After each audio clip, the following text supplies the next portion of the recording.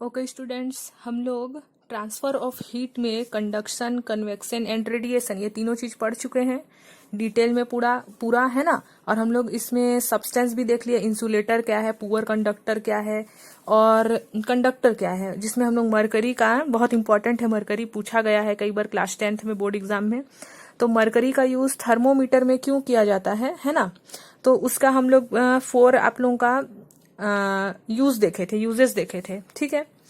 और हम लोग कुछ न्यूमेरिकल क्वेश्चन भी देखे थे। तो अगर ये वाला वीडियो आप लोग नहीं देखे हो, कंडक्शन कन्वेक्शन वाला है ना, जो हमारा ट्रांसफर ऑफ हीट है, मतलब हीट ट्रांसफर कैसे कैसे होता है, किस किस मोड पे होता है, ये मैं आप लोगों को प्रीवियस वीडियो में बता चुकी हूँ। नहीं देखे होंगे तो देख लेना, ठीक है।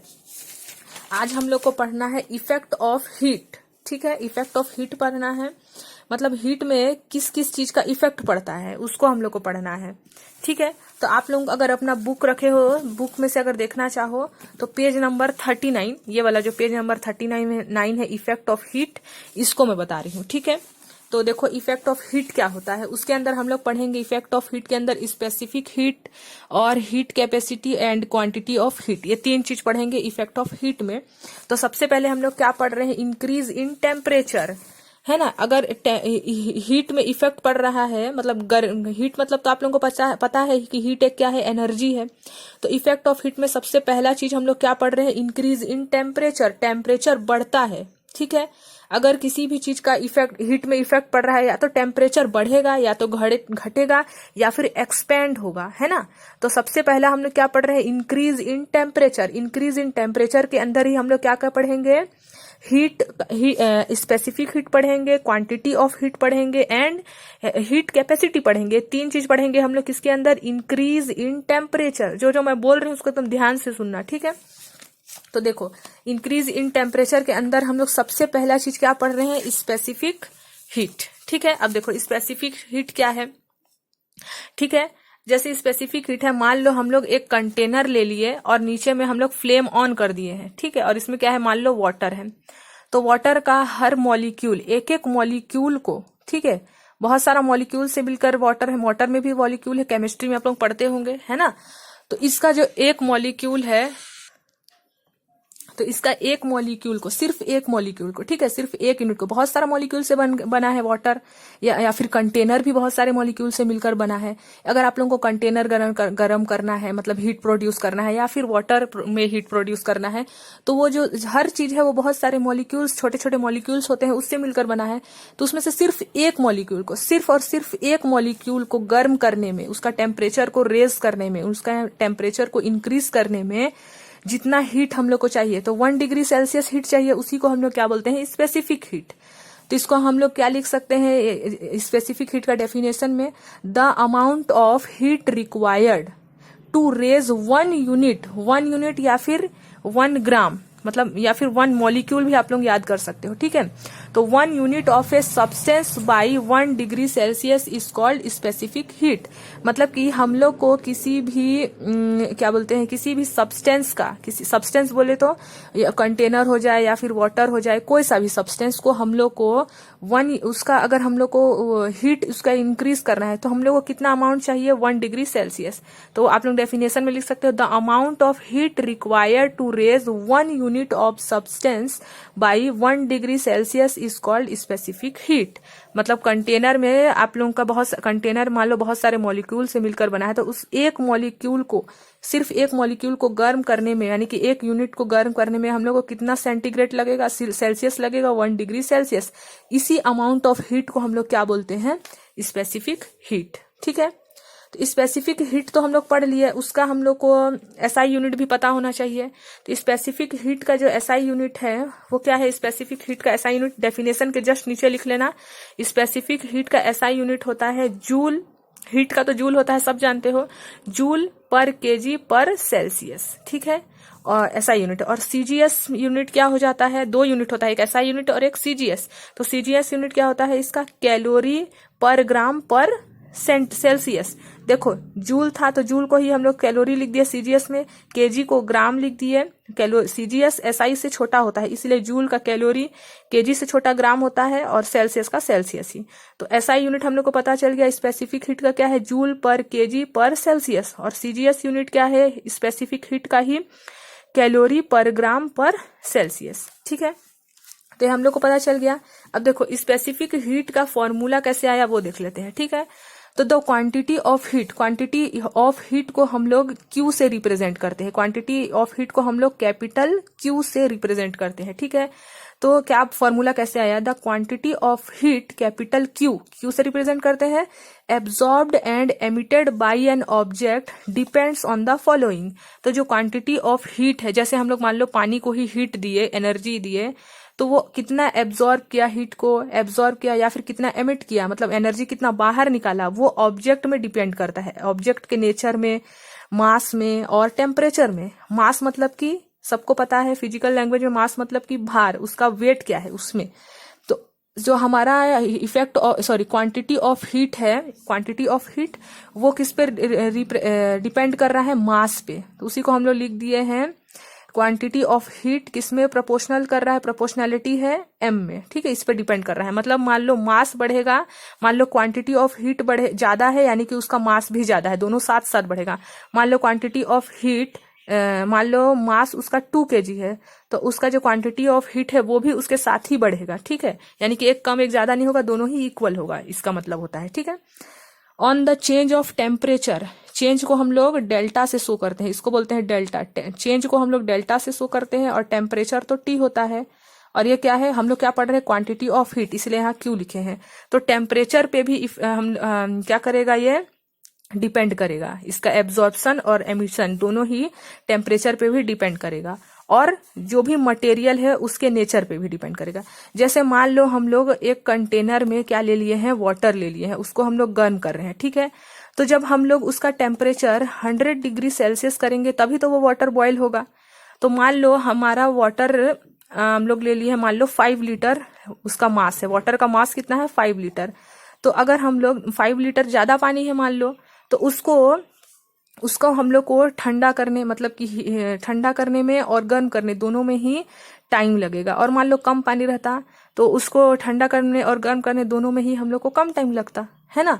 तो डिपेंड किया ना मास में, मास पे डिपेंड किया, ठंडा और गर्म करना क्वांटिटी पे डिपेंड किया, और टेम्परेचर में भी डिपेंड किया। टेम्परेचर ज्यादा होगा तो ज्यादा टाइम लगेगा ठंडा करने में, और ज्यादा और कम होगा तो कम टाइम लगेगा। तो डिपेंड कर रहा है, और नेचर में भी डिपेंड करेगा। जैसे मान लो आयरन ले लिया, आयरन रॉड को आप लोग गर्म करोगे तो उसको ठंडा करने में हम लोग को ज्यादा टाइम लगेगा। और वही आप लोग मान लो कुछ मान लो स्टिक ले लिए, तो स्टिक को आप लोग थोड़ा कम टाइम लगेगा। अगर जैसे लकड़ी है उसको आप लोग थोड़ा सा गर्म किए, वो तो अगर ज्यादा गर्म करोगे तो जल ही जाएगा। तो आप लोग थोड़ा सा गर्म किए तो वो तुरंत ठंडा भी हो जाएगा। लेकिन जो आयरन रॉड रहेगा उसको बहुत टाइम लगेगा आप लोगों को कूल करने में। ठीक है, तो देखो यहाँ पास हमारा क्या क्या पे डिपेंड किया है, क्वांटिटी ऑफ हीट क्यू से रिप्रेजेंट करते हैं। तो क्वांटिटी ऑफ हीट किसके किसमें डिपेंड कर रहा है, मास में और चेंज इन टेम्परेचर में। ठीक है, ये 2 चीज में डिपेंड किया, और नेचर ऑफ मटेरियल में 3 चीज में डिपेंड करता है। तो हम लोग लिख लिए quantity of heat is directly proportional to mass and delta T. Delta T मतलब चेंज इन टेम्परेचर, डेल्टा लगा है इसका मतलब समझ जाना कि टेम्परेचर चेंज हो रहा है। ठीक है, तो हम लोग इस प्रोपोर्शनैलिटी के साइन को हटाने के लिए एस लगा देते हैं। इस प्रोपोर्शनैलिटी के साइन को हटाए, इक्वल लगा दिए, एम का एम, डेल्टा टी का डेल्टा टी, और यहाँ एस लगा दिए। यही एस होता है स्पेसिफिक हीट। ठीक है, तो एस क्या है, कांस्टेंट है, प्रोपोर्शनैलिटी कांस्टेंट है एस। ठीक है, एस क्या है, कांस्टेंट। कांस्टेंट मतलब इक्वल वैल्यू होता है, कांस्टेंट मतलब सीख है। ठीक है, अब देखो एस क्या है, it's value depends upon the nature of substance. Specific heat जो है वो जो भी सब्सटेंस है हमारा, जो भी ऑब्जेक्ट है उस पे डिपेंड करेगा, उसके नेचर पे डिपेंड करेगा स्पेसिफिक हीट। ठीक है, जैसे कि हम लोग पढ़े कि मास पे डिपेंड करेगा और टेम्परेचर पे डिपेंड करेगा और नेचर पे, लेकिन स्पेसिफिक हीट जो है वो किस पे डिपेंड कर रहा है, नेचर पे। ठीक है, this is known as specific heat. इसी को हम लोग क्या बोलते हैं, स्पेसिफिक हीट बोलते हैं। स्पेसिफिक हीट कैपेसिटी ऑफ और specific heat capacity of material, और इसी को specific heat capacity of material भी बोलते हैं। तो अब मैं बोल रही थी आप लोगों को कि स्पेसिफिक हीट का फॉर्मूला, यहाँ तो हम लोग हीट क्वांटिटी का निकाले हैं, क्वांटिटी ऑफ हीट है ये तो फॉर्मूला।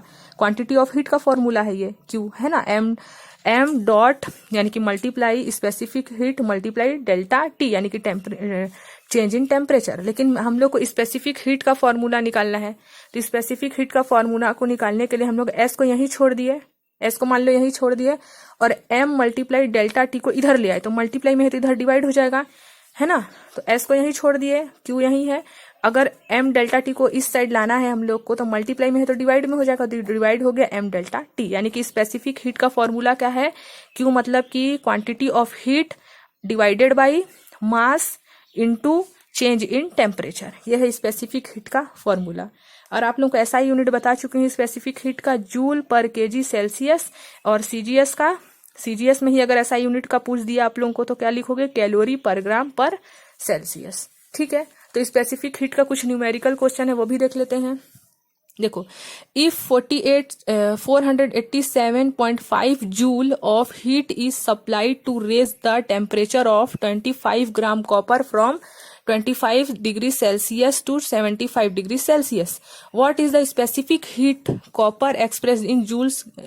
देखो हम लोग स्पेसिफिक हीट पूछ रहा है, और स्पेसिफिक हीट का ऐसा यूनिट क्या होता है, जूल पर ग्राम सेल्सियस। अच्छा, जूल पर केजी सेल्सियस होता है, हम लोग को आंसर लाना है किसमें, ग्राम में। ठीक है, तो देखो वी नो दैट, हम लोग को पता है कि क्वांटिटी ऑफ हीट क्या है, क्वांटिटी ऑफ हीट, देखो यहाँ क्वांटिटी ऑफ हीट बताया है, Q का वैल्यू बता दिया है कि 487.5 जूल है, ये क्वांटिटी ऑफ हीट का बता दिया है। तो हम लोग क्वांटिटी ऑफ हीट का पहले फॉर्मूला लिख लिए, mass into specific heat into change in temperature यानी कि delta T।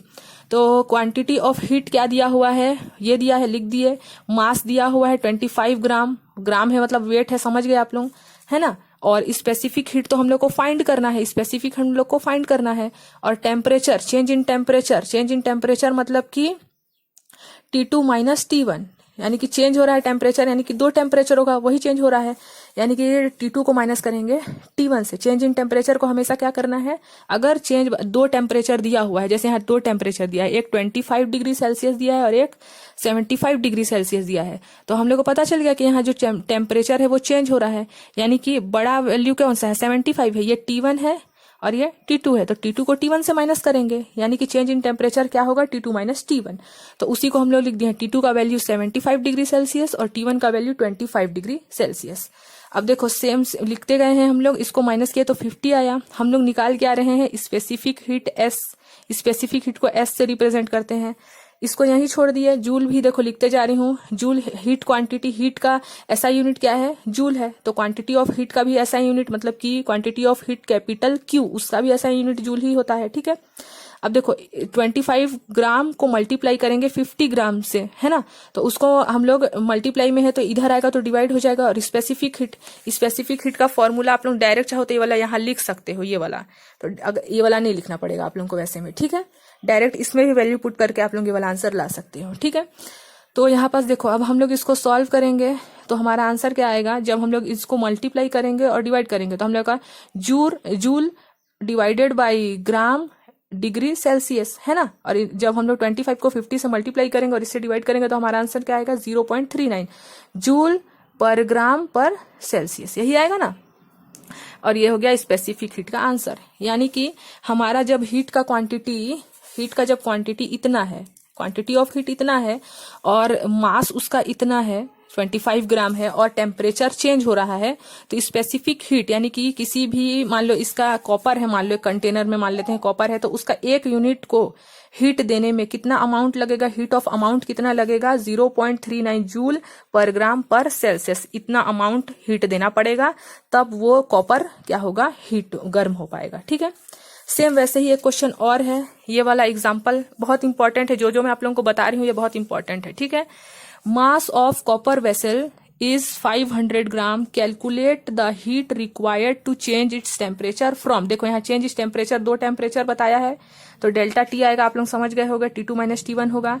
Specific heat of copper, यहाँ स्पेसिफिक हीट ऑफ कॉपर बता ही दिया है, S का वैल्यू बता दिया है कि 0.09 जूल पर केजी सेल्सियस, जूल पर केजी सेल्सियस देखते ही आप लोगों को याद आना चाहिए कि ये स्पेसिफिक हीट है। बाई चांस आप लोगों को नहीं बताएगा ना कि ये स्पेसिफिक हीट का वैल्यू, तो आप लोग जूल पर केजी सेल्सियस देख के आप लोगों को याद आ जाना चाहिए ये वाला ऐसा यूनिट को देखते ही कि 0.09 स्पेसिफिक हीट का वैल्यू है। ठीक है, तो देखो यहाँ मास कितना बताया है 500 ग्राम। ग्राम से आप लोगों को समझ जाना चाहिए कि ये भार है, मास है, वेट है ना। और change in temperature T2 minus T1 होता है, 2 डिग्री बताया है, दोनों को माइनस कर दिए जैसे हम लोग क्वेश्चन नंबर 1 में किए थे यहाँ पास, है ना। तो 40 आया। और स्पेसिफिक हीट तो बता दिया है हम लोग को बुक में ही, हमारा सॉरी क्वेश्चन में ही। अब हम लोग को निकालना क्या है, कैपेसिटी निकालना है ना।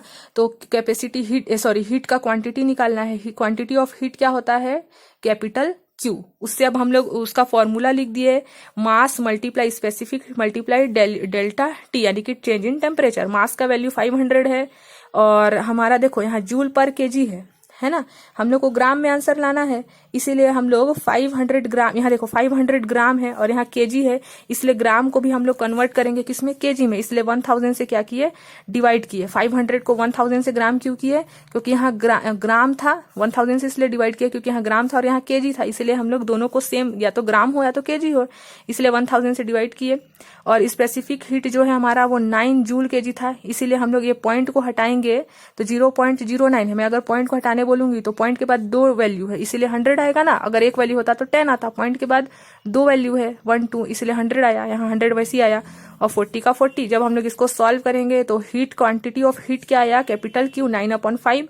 इसको और सिंप्लीफाई करेंगे तो क्या आएगा, 1.8 जूल। 1.8 जूल आया ना, क्योंकि जूल से जूल ही बचेगा यहाँ, क्योंकि ग्राम था और यहाँ केजी। हम लोग ग्राम को तो केजी में कन्वर्ट किया, तो केजी से केजी कैंसिल हो गया और सेल्सियस से सेल्सियस कैंसिल हो गया, टेम्परेचर का सेल्सियस और 0.09 का सेल्सियस, तो जूल बस बचेगा। यानी कि क्वांटिटी ऑफ हीट क्या है, जूल। और क्वांटिटी ऑफ हीट का ऐसा यूनिट जूल ही होता है। हीट का ऐसा यूनिट क्या होता है, जूल होता है। ठीक है, तो अब नेक्स्ट वीडियो में हम लोग देखते हैं कैपेसिटी ऑफ हीट।